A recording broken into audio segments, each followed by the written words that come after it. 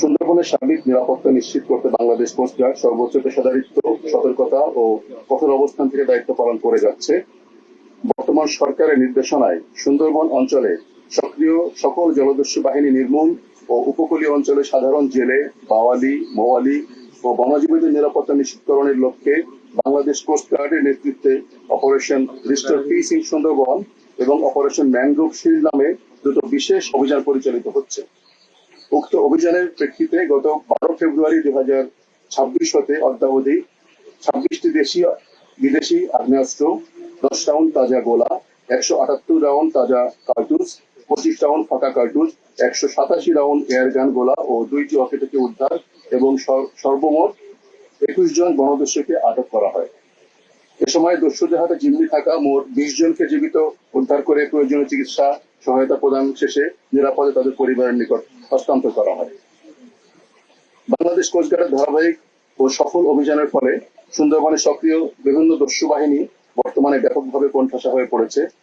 কোস্টগার্ডের কঠোর নজরদারি, গোয়েন্দা তৎপরতা এবং নিয়মিত অভিযানের ফলে দস্যুরা তাদের কার্যক্রম পরিচালনায় ব্যর্থ হচ্ছে, যার ফলশ্রুতিতে সুন্দরবনের কুখ্যাত ডাকাত সুমন বাহিনীর প্রধান সুমন হাওলাদার এবং তার সহযোগীরা কোস্টগার্ডের নিকট আত্মসমর্পণের সিদ্ধান্ত গ্রহণ করে।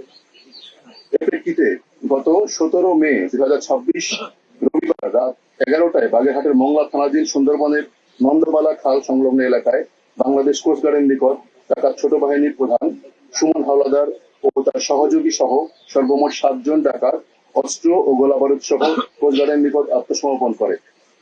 এ সময় তাদের কাছ থেকে 3টি দেশীয় একনালা বন্দুক, 2টি দেশীয় পাইপ গান, 25 রাউন্ড ফাঁকা কার্তুজ, 3 রাউন্ড ফাঁকা কার্তুজ গ্রহণ করা হয়।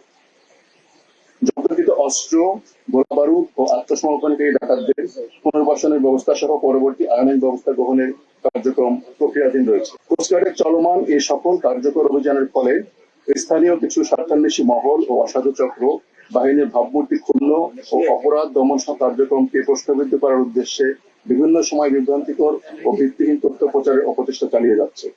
তবে কোনো ধরনের অপপ্রচার বা বিভ্রান্তমূলক প্রচারণায় বাংলাদেশ কোস্টগার্ডের চলমান আভিযানিক কার্যক্রম ও দস্যু দমন প্রচেষ্টাকে ব্যাহত করতে পারবে না।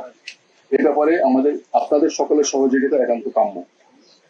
প্রকৃতপক্ষে বাংলাদেশ কোস্টগার্ড নিরলস অভিযান ও কঠোর অবস্থানের কারণেই সুন্দরবনের সক্রিয় দস্যু বাহিনীগুলা অনেকাংশ দুর্বল ও বিচ্ছিন্ন হয়ে পড়ছে। সুন্দরবনের সকল সক্রিয় ডাকাতদের দস্যুবৃত্তি পরিহার করে বাংলাদেশ কোস্টগার্ডের নিকট আত্মসমর্পণের মধ্য দিয়ে স্বাভাবিক জীবনে ফিরে আসার জন্য আহ্বান জানাচ্ছি।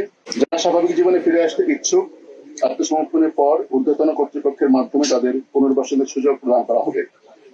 অন্যথায় যারা আত্মসমর্পণ না করে কর্মকাণ্ড অব্যাহত রাখবে, তাদের বিরুদ্ধে বাংলাদেশ সরকারের ঘোষিত জিরো টলারেন্স নীতির আলোকে বাংলাদেশ কোস্টগার্ড ভবিষ্যতে আরো কঠোর আইনানুগ ব্যবস্থা গ্রহণ করবে। একই সাথে সুন্দরবনকে দস্যুমুক্ত ও নিরাপদ রাখতে বাংলাদেশ কোস্টগার্ডের নিয়মিত অভিযান ও গোয়েন্দা তৎপরতা অব্যাহত থাকবে। সরকারের নির্দেশনা, আপনাদের সকলের সহযোগিতা এবং অন্যান্য আইন শৃঙ্খলা বাহিনীর সমন্বিত প্রচেষ্টার মাধ্যমে সুন্দরবনকে সম্পূর্ণরূপে দস্যুমুক্ত করা সম্ভব হবে বলে আমি আশাবাদী।